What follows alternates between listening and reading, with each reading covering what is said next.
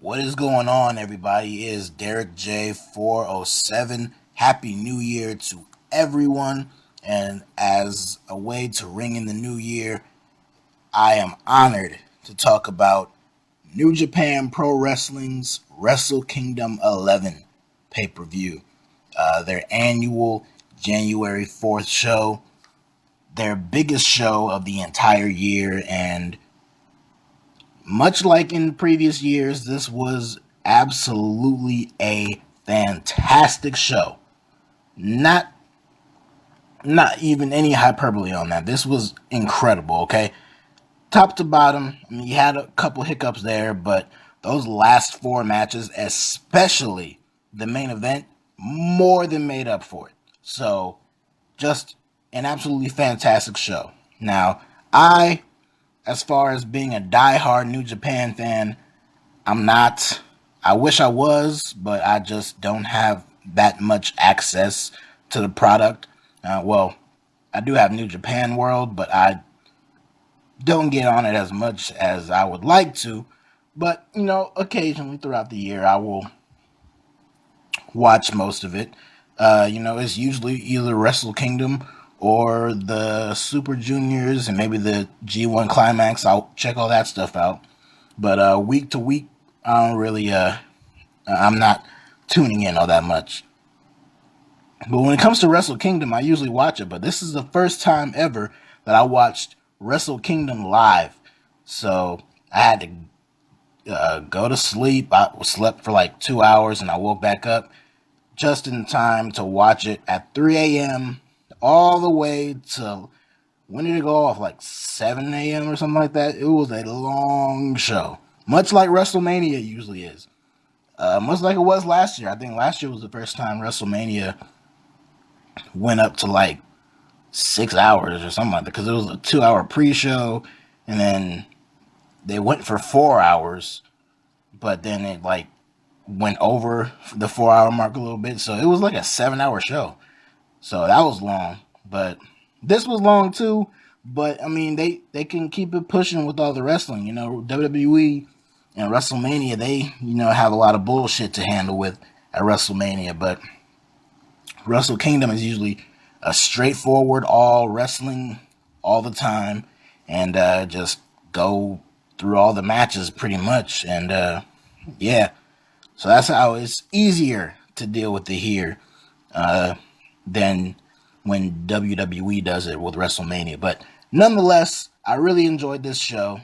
I had fun watching it live. I was getting a little droopy eyed there. That was because it was going long and I was on a little sleep. I'm not one of those people who can just stay up throughout the entire night, no problem whatsoever. Unless it was back when I was in college and it was during finals week, but that's a different story. So usually, I check out the replays or something like that. I try not to stream it because I try to, I want to contribute to the product, whether it's buying it on pay-per-view or subscribing to New Japan World or anything like that. This was the, I've only been on the subscription of New Japan World for a year now. So, it's been pretty good. And this was flawless on this show. So let's stop wasting time and let's go ahead and get right into it. The New Japan Rumble. I missed it. I didn't wake up until about 2:45. I completely forgot about the pre-show and the Rumble and all that kind of stuff. So I did miss the New Japan Rumble. I know Billy Gunn was there and he appeared in the match. But yeah, so that was cool. I haven't seen Billy Gunn do much of anything since he got fired from WWE last year. Was it last year or the year before? I don't really remember. But nonetheless, it came down to Michael Elgin and Cheeseburger, and Elgin won. I did see that little part of it. I thought I rewound it back to that. So yeah, Elgin won. A big win for Michael Elgin, who is an exclusive to New Japan now, no longer under contract with Ring of Honor. He is solely a New Japan talent, so good for him. The opening match was Tiger Mask W versus Tiger the Dark.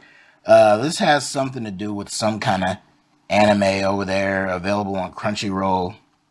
I'm not a big anime guy. The only real anime I ever really got into was Cowboy Bebop. Uh, Still waiting on a live action movie someday. But yeah, that was really the only anime I ever really got into. I guess Attack on Titan now. The new season's coming out pretty soon. There was a trailer that dropped a couple days ago, so I'm pretty excited about that. But yeah, so this has something to do with some kind of anime. I don't really know, but I assume Tiger Mask W was the good guy here, and he was the one who picked up the victory. So a throwaway opening match, nothing really overly great. So that was that. Up next, it was a tag team match for the IWGP Junior Heavyweight Tag Team Championship. It was the Young Bucks, who are just dripping with gold right now. They had the Junior Heavyweight titles. They have the Ring of Honor titles. They got the PWG titles, and they made their own custom Super Kick titles. So, they just got all kinds of gold around them. So they defended the Junior Heavyweight titles against Roppongi Vice, which is Rocky Romero and Trent Beretta. This was a really fun little match right here. Usually, these Junior Heavyweight Tag Team title matches are like multi-man, so you got like 4 teams in the match. But they saved the multi-team match for later on. So, but yeah, like it was a fine, decent match here. There was one really cool spot where where like a move was countered. So I think it was Romero was in the ring and Trent Beretta was on the top rope. They were about to do some kind of double team finish, and at the same time they dove off the rope, one of the Young Bucks dove off the rope and knocked him out the way, and it turned into a sunset flip. I'm sorry I kind of butchered the description of it, but it was really cool. You have to check out the match and you'll see it for yourself. One of the big spots, though, both Young Bucks were on the outside and Trent Beretta was in the ring. He dove over the top rope. He was going to land on both of them, but they both moved out of the way, and he landed right on the mat. So that was a brutal spot. That looked like it sucked. I know there's padding out there and stuff, but that looked like it sucked. So sucked to be Trent Beretta in that case. So he was out for seemingly the rest of the match, and it was up to Rocky Romero to just fight it on his own. He did get super kicks, so there was a super kick party, but he was able to fight it all off. The Bucks were about to go for more bang for your buck, but Beretta got back in. I think it was Nick who was on the top rope. He was about to go for it, but Beretta held his leg, and meanwhile in the ring, Rocky Romero turned it into a crucifix on a mat and got the victory. So Roppongi Vice, for the 7th time, are the IWGP Junior Heavyweight Tag Team Champions. Are they the 7-time champions, or is Rocky Romero a 7-time champion? I think it's Rocky Romero that's a 7-time champion. I'm not 100% sure, but I mean, he's the one who tweeted 7, so I assume it's because he himself is a 7-time champion. So, nonetheless, big accomplishment for both men. That's one less piece of gold for the Young Bucks. I'm sure they will get it back at some point this year. They will not rest until they win every single tag team championship in the world, except for TNA and WWE, which, doesn't mean much to them. But hey, it was a good match. I really enjoyed it. It wasn't anywhere near as good as the matches later to come, but it was a nice way. This was a better opener than that Tiger Mask shit. So yeah, good stuff here. Up next, we had a gauntlet match for the Never Openweight 6-man Tag Team Championship. The champions going in were Dave Finlay, Ricochet, and Satoshi Kojima. Ricochet, man. I'm used to seeing him as Prince Puma on Lucha Underground. You forget how charismatic and how good his facial expressions are. But this match proved it. I'll get into that later. So they're the champions, and they were defending against the three top factions in New Japan. The Bullet Club, represented by Bad Luck Fale, Hangman Page, and Yujiro Takahashi. Chaos, defended by Jado, Will Ospreay, and Yoshihashi. And of course, and I butcher their name every single time, Los Ingobernables de Japón. I think is how you pronounce it. LIJ, let's just call them that. They were represented by Bushi, Evil, and Sonata. So, at first, I didn't know this was a gauntlet match. I thought all the teams would be out there at the same time. And I was thinking, oh shit, this is going to be a clusterfuck. But then I read that it was a gauntlet match. And then, of course, they said it was a gauntlet match. And I'm like, okay, so it'll be less of a clusterfuck now. So things got started off with Chaos and the Bullet Club. Of course, Will Ospreay was in there, and the dude Will Ospreay is just. Now I haven't seen a lot of his work. I watched the match, like for example, I watched the match with Vader that was hyped up for a long time, and then thought, well, that was something. But I've also seen I saw the match against Ricochet that a lot of people were bashing because they saw it was just a spot fest and all that kind of stuff. It was a great match. Yeah, so Will Ospreay, the dude is so young, but you see the kind of matches he competes in every year and month to month, really, and the shit he puts his body through, and it's like, dude, you need to slow down a little bit, all right? Now he had a crazy spot in this match too, He was doing some flips and all that kind of stuff. Really impressive. I made it sound like it's not impressive. It was very impressive, and I'm very impressed by Will Ospreay. I don't know if he has signed exclusively. There we go, with Ring of Honor, but he was at the Final Battle show last month, and he was here, so I assume he's with them in some capacity. So he had a nice little showing there, but Chaos didn't last that long. Yujiro pinned Jado, so Chaos got eliminated. So then out came LIJ. They fought for a little bit until Sonata got the submission on. I want to say it was Yujiro. It was either Yujiro or Page. It was one of the two of them. I don't remember who it was.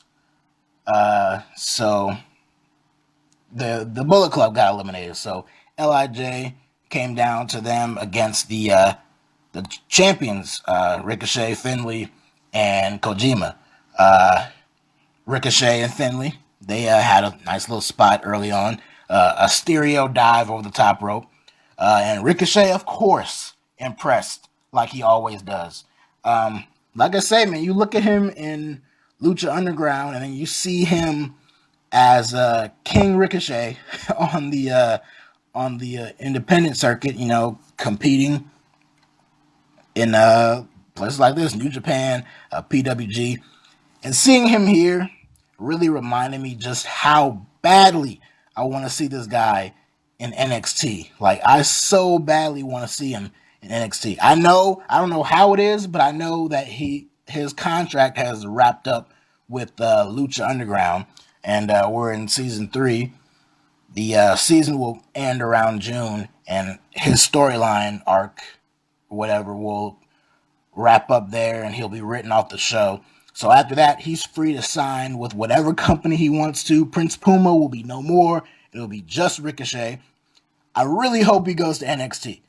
There's talk that he might go to New Japan, and while that's great for New Japan, like I said, I'll be able to see him more in NXT. So selfishly, I would love to see him in NXT, but he's free to do whatever he wants to, and I'll somehow just have to live with it. So that was that. At one point, I think it was Evil and Bushi. They hit a pop-up code breaker on Ricochet, so that was cool. I'm sure it's something else, but recently we've seen that move done by Kevin Owens and Chris Jericho. So that's just the first thing that I thought of when I saw it. In the end, I forgot who I'm gonna say it was Sonata who spit mist in Kojima's face, his eyes.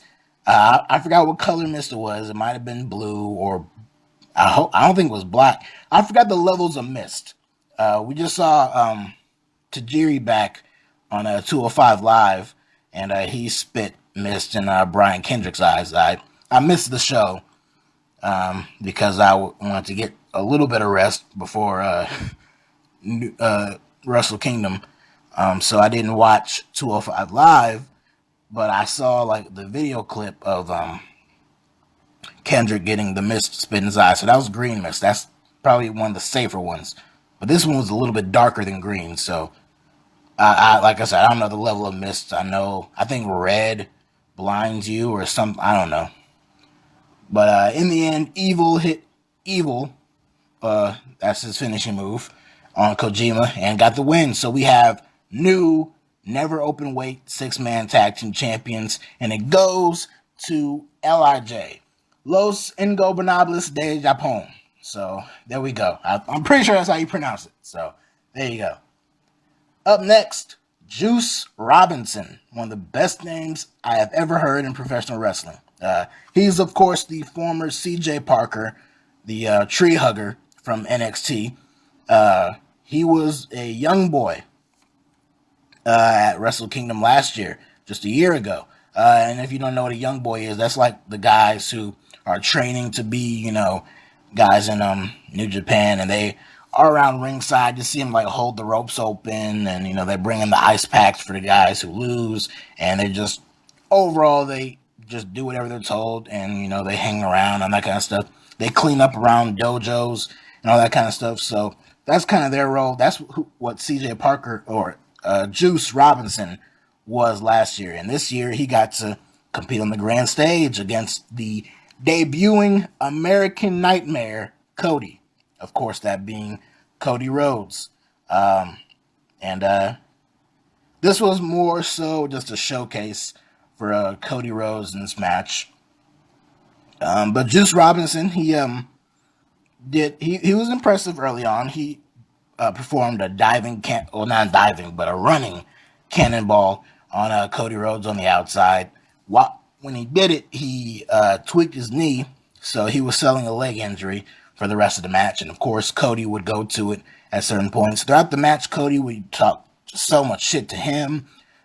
Kevin Kelly and Steve Corino, they were performing the American commentary out there, and he would talk shit to them, especially Corino. So I guess a feud developed between them. So yeah, Cody, he's a arrogant little shit now. So he's pretty entertaining though. He hit Crossroads and got the victory. So like I said, nothing more than just a nice showing for Cody Rhodes. It was a fine match, but yeah, that was about that. Up next, Kyle O'Reilly, Adam Cole, once again for the Ring of Honor World Heavyweight Championship. O'Reilly won the belt from Cole last month at Final Battle, and what turned into a no disqualification match and was a brutal match. One that if you haven't seen it, go back and watch. I mean, if you've seen brutal matches before, there's nothing exceptionally new that happens in it, but it was a pretty good match. So we get the rematch here, and I'm thinking, well, obviously Kyle O'Reilly's gonna beat Adam Cole, but that's not what happened. In fact, Adam Cole was able to defeat Kyle O'Reilly and becomes the first ever 3-time world champion. It was early on in the match where Cole injured O'Reilly's shoulder. Good selling on his part because I thought it looked real. There's a possibility it is, but I'm just going to assume that it was just selling on his part. I haven't heard anything to the contrary, so that's my assumption on it. But towards the end, these guys tried to work stiff, and they did. You could really feel those forearms and kicks and all that kind of stuff. Of course, their stiffness was just light taps compared to Shibata later on in the show, but we'll get to that later. But yeah, so they were stiffening up a little bit, but in the end, after like a series of thrust kicks or super kicks or whatever they wanted to call it on O'Reilly, Cole hit him with a brainbuster on his knee and got the victory. So he is a 3-time Ring of Honor World Champion, the first man ever to become a 3-time World Champion. And as an Adam Cole fan, more so than a Kyle O'Reilly fan, mind you, I'm very happy for him. I'm very happy for Adam Cole. This is a huge victory for him. Winning the championship overseas in Japan and becoming a 3-time champion, that's a big deal. So, good for Adam Cole. Obviously, I thought he would lose because I'm of the mindset that there's a good chance he'll be coming over to WWE this year. That's still a possibility. I still expect that to happen. For all I know, this will just lead to a rematch between the two of them again, and O'Reilly will win the belt there. And eventually they'll have like a loser leaves town match. Like, I don't know. I think if Cole is going to come over to WWE, that's the only way to finish off this feud is for the two of them to have a loser leaves town match at some point, and Adam Cole can lose and then come to NXT. So, not saying that won't happen, but for now, those thoughts go to the side. In fact, people were thinking, where's Kyle O'Reilly going to go after this? So, after he lost here, there was a word on Twitter and all that kind of stuff that, and I think maybe it was because of something that Meltzer tweeted out, that there's a possibility that Kyle O'Reilly could go somewhere. I like him. When he gets intense, he's really good. And he can be entertaining with him and Bobby Fish as a tag team. I would hate to see those two break up because I really enjoy Red Dragon.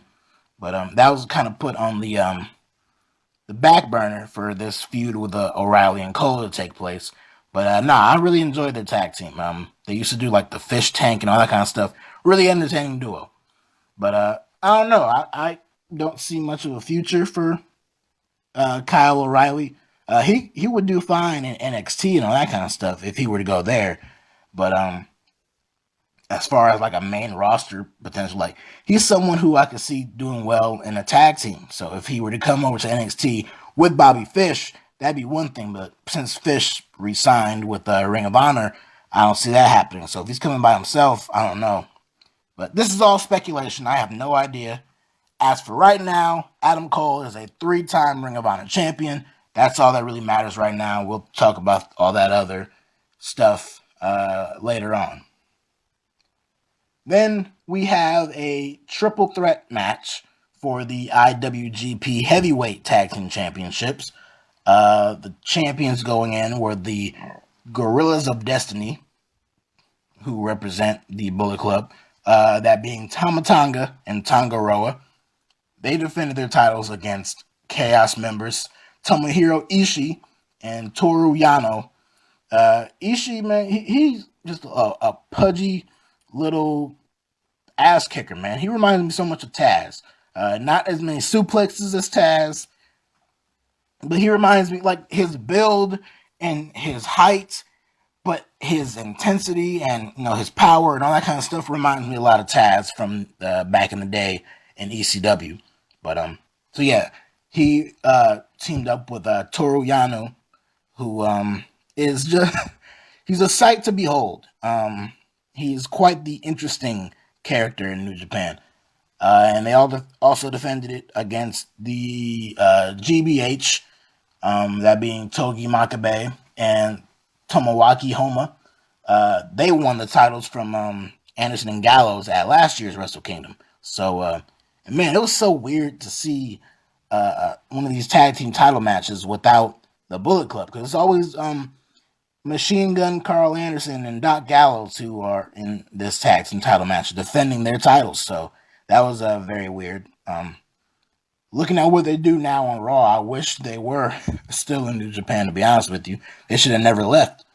Um, so yeah, we get this match. It really wasn't much of anything. I felt the show started to pick up with the ROH title match, even though it was a little shorter than I thought it would be.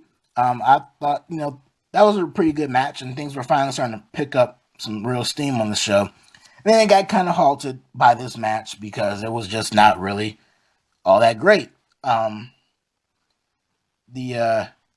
highlight of this match really was Tonga and Roa cussing the entire match to the point where it just made Steve Corino hysterical on commentary. So that was like the main highlight of the match. But the finish came where Ishii, he was trying to go up against both Tonga and Roa, but they wouldn't go down. So they were about to go for a double suplex on Ishii, but then from behind, Yano gave them both a double low blow, and Ishii capitalized and got the victory for his team. So Tomohiro Ishii and Toru Yano are the new IWGP Heavyweight Tag Team Champions. So the tag team titles, the heavyweight tag team titles, go to Chaos. So big win for them. Now the show picked up. Now is when we get the good shit. These last 4 matches were just amazing. And it starts with the IWGP Junior Heavyweight Championship match. The champion Kushida defending against Hiromu Takahashi, who was the former Kamatachi, who just recently debuted. If it wasn't just last year, it was like the year before. So he's a relative new guy. I've seen him like last year on a few episodes of like Ring of Honor television, and he would help the Addiction, Christopher Daniels and Frankie Kazarian. So he's kind of been taken under their wing, and he's in LIJ too, so a representative there. The match was really good. It started off hot too. They started to brawl, and like the first big spot of the match was Kushida going after Takahashi and getting countered into a sunset flip bomb onto the floor, and it looked like it sucked. So that floor, man, that just looks unforgiving. Like I don't care how much padding's on there. Actually, it don't look like there's all that much padding on there, to be honest with you. But nah, that looked like it sucked. So they fought a little bit more. At one point, Takahashi, he kind of botched a diving Hurricane Rana onto Kushida. He was trying to Hurricane Rana him, dive off the top rope, and Hurricane Rana him over the top rope, but he didn't quite get it all the way. But Kushida did end up getting out of the ring to the point where Takahashi did a diving senton onto Kushida, so that was another big spot of the match. Then they eventually worked their way over to the other side of the ring, and I don't know what he was going for, Takahashi, but he was on the apron, and he was running off the apron, about to go right after Kushida, but Kushida countered it in midair into a armbar, which was really cool to see. That was a really cool transition spot there. Eventually they get back in the ring, and Kushida put Takahashi in what he calls the hoverboard, which is a brutal looking armbar. It looked painful as fuck, man. I'm telling you, it looked awful. Like he had his arm behind his back, but he was still stretching out. It was very uncomfortable. But eventually Takahashi got out of it. They fight a little bit more. He hit a Hurricane Rana sunset powerbomb kind of thing off the top rope that made Kushida land right on his neck. It was brutal as hell. And in the end, Takahashi hit what he calls the time bomb on Kushida and gets the victory. So once again, a new champion is crowned. At this point, all the titles were changing hands. So you thought maybe it could be a clean sweep or something like that. So yeah, this is a really fun match, man. I know Kushida can go. I've known that for a few years, but this Takahashi guy, he's new. to me, so I didn't really know how much he could bring to the table on a big stage like this. But this is really good. This was a really good match, and I really enjoyed it. And at this point, this was the best match of the entire show until the next match, which was Katsuyori Shibata versus Hiroki Goto for the Never Openweight Championship. Uh, this match, well, if you know anything about New Japan and you know who Shibata is, you know this was a brutal fucking match because Shibata is one of the stiffest motherfuckers I have ever seen ever compete. This dude, like everything he does, look like it hurts like hell. Like I mean, it's wrestling stuff hurts, but his stuff it looks like it hurts, bro. It looks like it hurts. I fucking need an ice bath every time I watch a Shibata match. Um, Goto's pretty good too. He's kind of like the Dolph Ziggler of New Japan, where I hate to say that, but it's like he gets to a certain point, and you think he's almost gonna break out and get that big title victory, but then and sometimes there's signs of it happening, like oh maybe this is it, maybe this is finally the turning point for him, and somehow it all falls back down for him. And that was a story that the commentators were playing up throughout this entire match. Um, at one point, there was like a sequence where like neither guy was selling anything for either one of them, like punches and forearms and even German suplexes and all that kind of stuff. They would just get right back up from it, shake it off, and just go and hit the other with a move. So I have it in my notes listed as like the no selling spot. So it was quite the sight. It ended when Goto like he grabbed Shibata from the back of his head and like pulled him back right into his knee, so that looked painful. Um, and then they eventually started to fight some more. Once again, no selling, which led to Shibata hitting Goto with the STO, only good for a near fall. Um, and then towards the end there, Shibata had Goto locked in a rear naked choke for a long time, even to the point where it's like he had a position where Goto was basically choking himself. So that looked brutal as all hell. Um, but Goto somehow got out of it. And in the end, they just traded back headbutts. And Goto got the better of it. And he hit his move, the GTR, twice and got the victory. So Hiroki Goto, the new never open weight champion of New Japan. So will this be the big victory for him? I don't know. But it was definitely a great match. And this became the best match of the night until the next match, which was for the Intercontinental Championship. Man, oh, it was so weird. I mentioned, the tag team title match and not having Gallows and Anderson. It was really weird to see an Intercontinental Championship match on the show without Nakamura.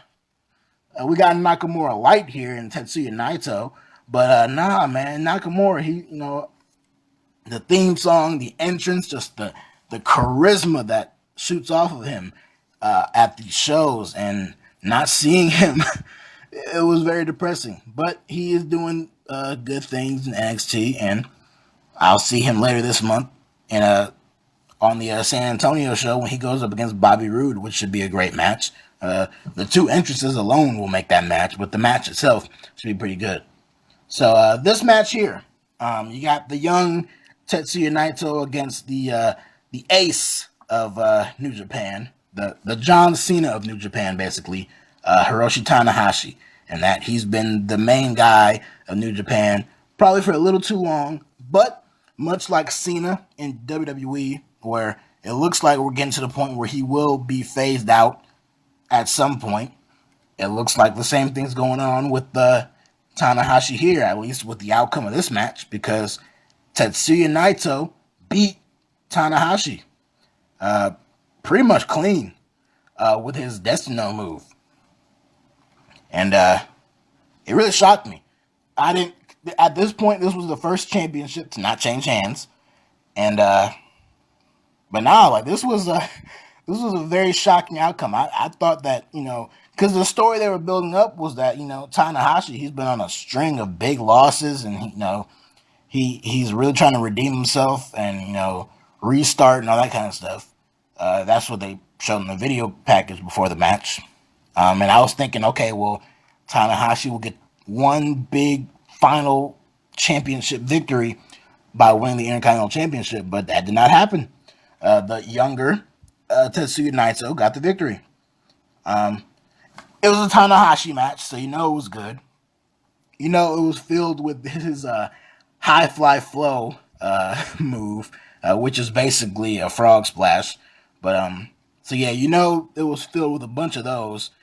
He was hitting a bunch of them, and I think he hit like the fifth one or something like that, and Naito blocked it with his knee, and Naito hit his Destino move off the top rope, and then got him back up for another Destino, and got the victory. So shocked the hell out of me. There was a lot of people in the crowd they showed were shocked.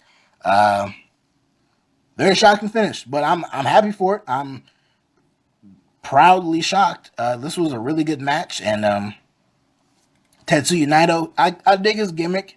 He just looks like a dick, bro. Not a literal dick, but he just comes off as a real asshole. You feel me? Like just this cocky, arrogant dude. His facial expression makes you just want to punch him in the face. And he just throws the belt around, really disrespectful about it. I dig his whole demeanor. I don't know if New Japan is trying to make him come off as the new Nakamura almost, because he was getting cheers in this match. He's the heel. He's the clear heel, and Tanahashi, of course, is the clear babyface. But for the first time I can really remember, there was a lot of boos for Tanahashi. Not Cena level, but it reminded me a lot of that. And it's like the parallels between Tanahashi and Cena are just so scary when you really look at them, and it was scaring the hell out of me even more here because he was getting a little bit of booze, and I don't know, Naito, he just comes off as cool, he does the eye thing and all that kind of stuff. So, but I hope they're not trying to make him the new Nakamura, because that's just not gonna happen. Make him the first Naito, and as Naito goes, he's perfectly fine with me. So this was an incredible match with a great finish. But those three matches that I just talked about, they were great. They were phenomenal. This show was phenomenal. But this main event was just on another level. I had so much confidence that Kenny Omega and Kazuchika Okada were going to have an incredible match. But I did not know it was going to be this. And I love looking forward to a match and having high expectations for a match and it exceeding my expectations and not just falling completely short of my expectations.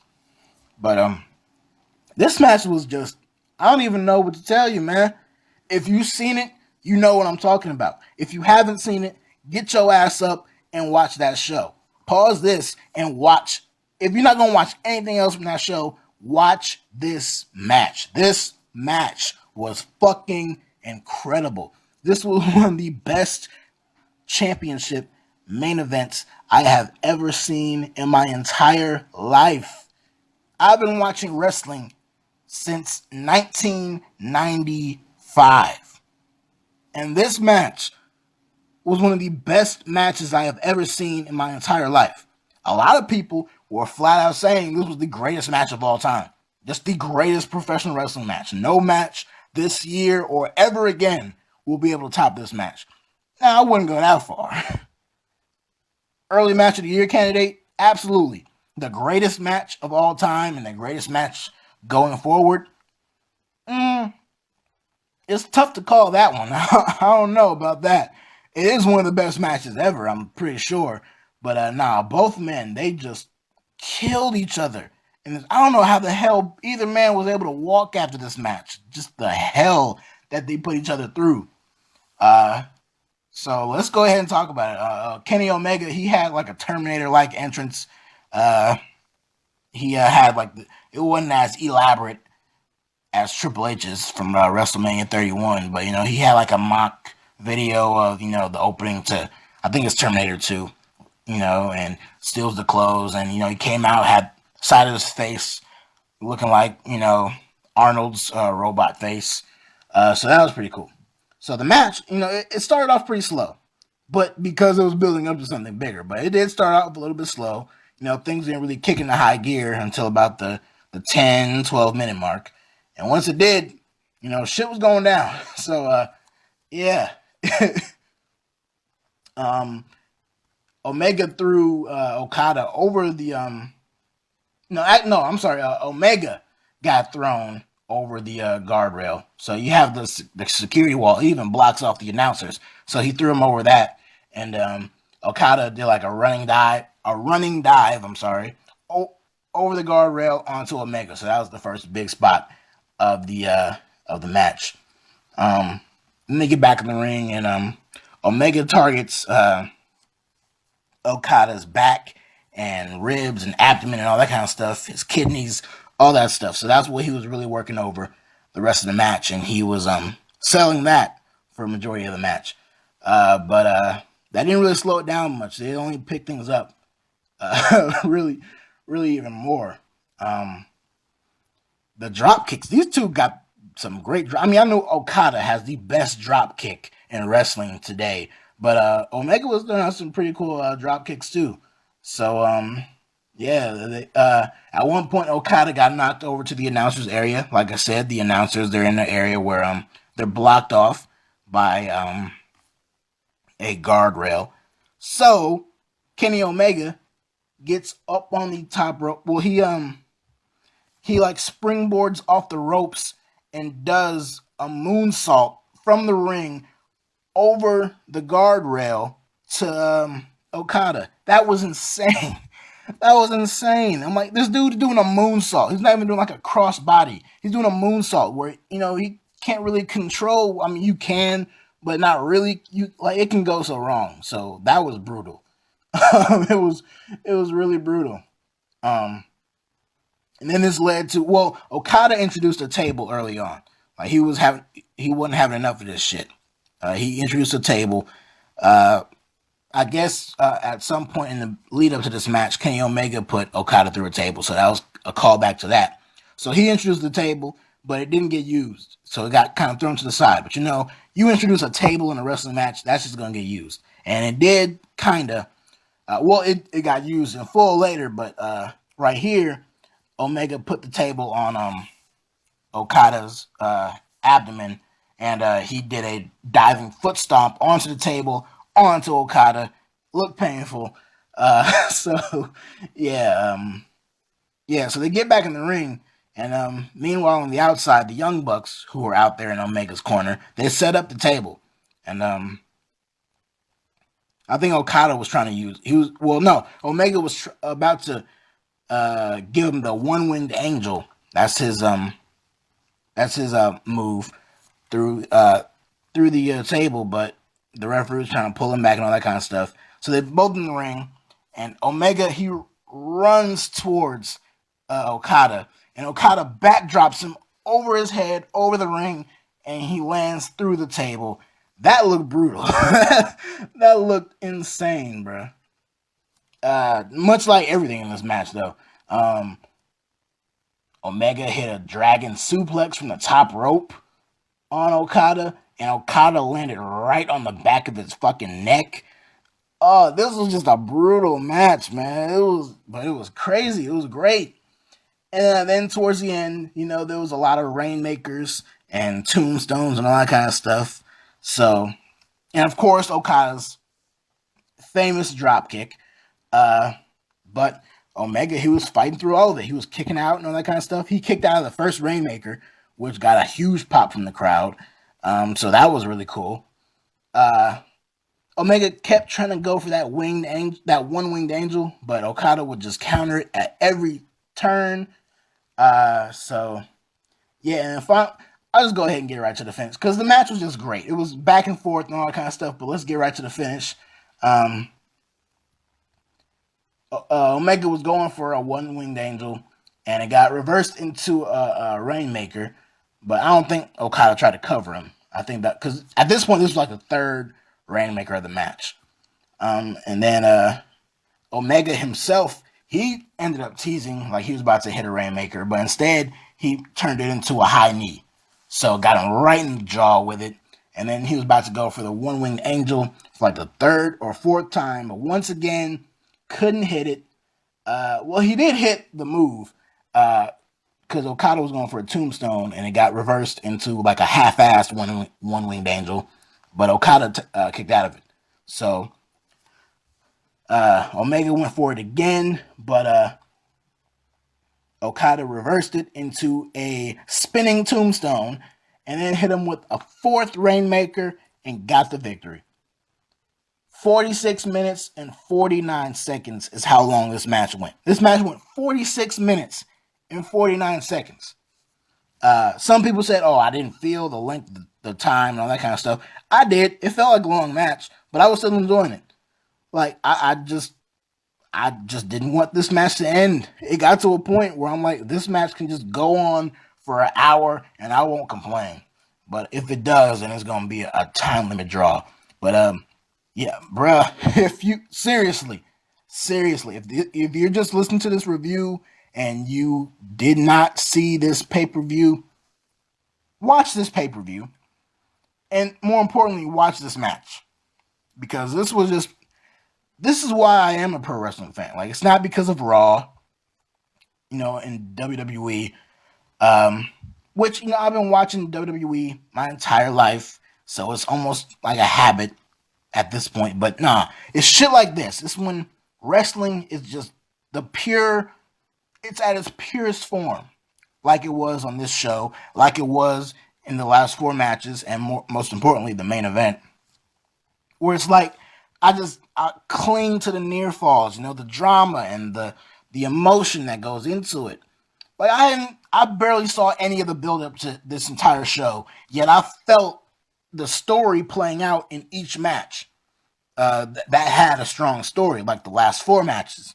I felt the change, the passing of the torch almost with Naito beating Tanahashi. I felt, well, hell yeah, I felt every single punch and kick and stiff shot in that Shibata Goto match. In the main event, just the desperation from Kenny Omega to make history and Okada to keep his spot and to make history of his own. Just the back and forth was just absolutely incredible, man. And this was just so much fun to watch. From start to finish, I had a lot of fun watching this match. It was great, man.